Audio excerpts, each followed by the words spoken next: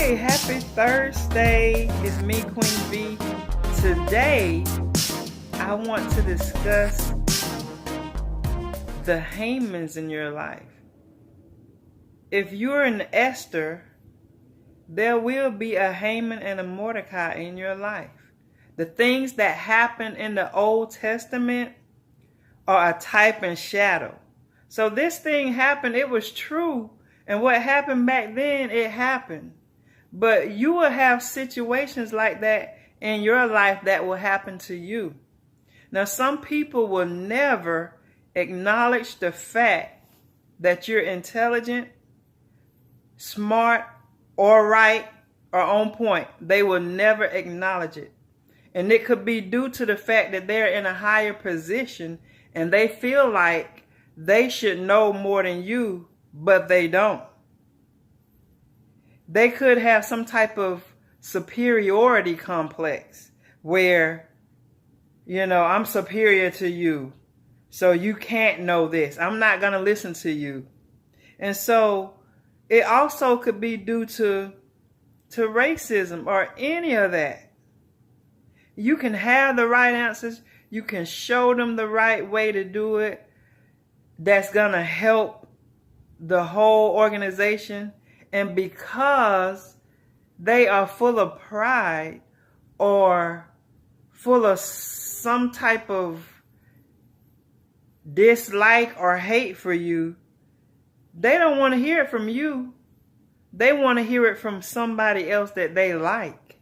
And so you're going to have people that don't like you. Sometimes they don't even know why they don't like you. Maybe it's because you can see through them. Although they are close to somebody in a higher position, their heart ain't right. It's something about them that's not right, just like Haman. Haman was promoted. And Mordecai could see right through him. Mordecai never bowed down to Haman.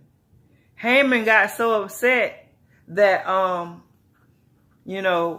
he wrote a decree, had the king write a decree, and he got the king to agree with the decree to kill all the Jews. And so you could be in a place where somebody is close to the leadership and they don't like you just because they don't like you. So they're constantly going and telling every little thing that you do and just being a pain. And so they could have the leadership not liking you without even really hearing your side of the story, if there even is one. And so some people just don't want to see you succeed. They love to see you fall. They love to see you go backwards. And you just have to know that these people are being used by Satan. It could be at work, and it's so sad that it also happens at church. In the church, I have been in Esther and Haman situations.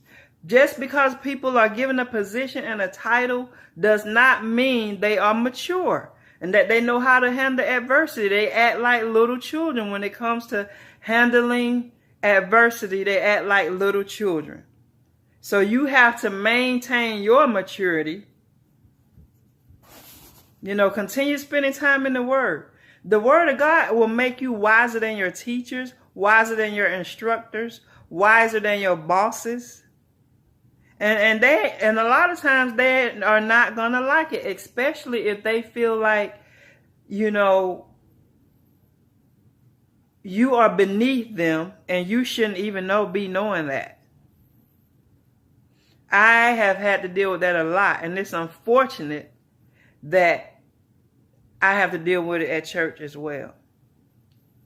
And so there's always gonna be a Haman in your life.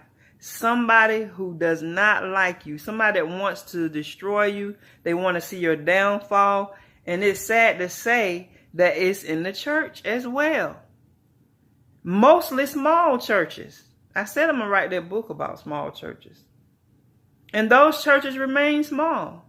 They never grow to capacity because there's always somebody very controlling, very rude, and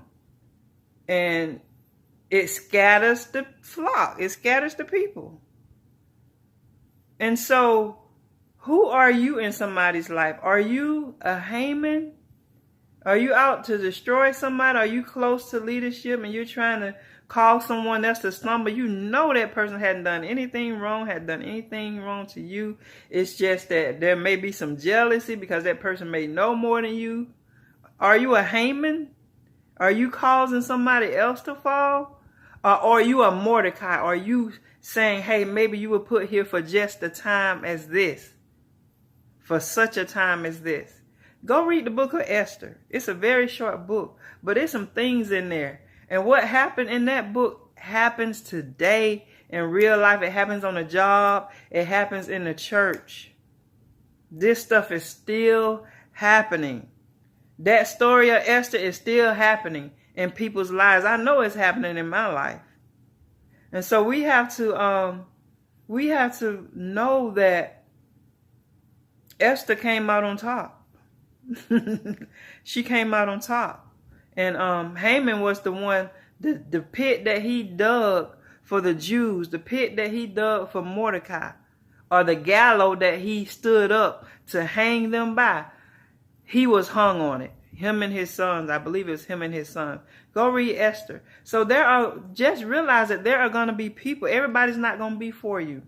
Everybody's not going to be for you. And it seems like a lonely position when you're at a point where you got people that are immature in leadership, and it could be several, and they are going to the leadership and making sure that you stay down or that you never come up. And so you just have to be in prayer for those people. Forgive them.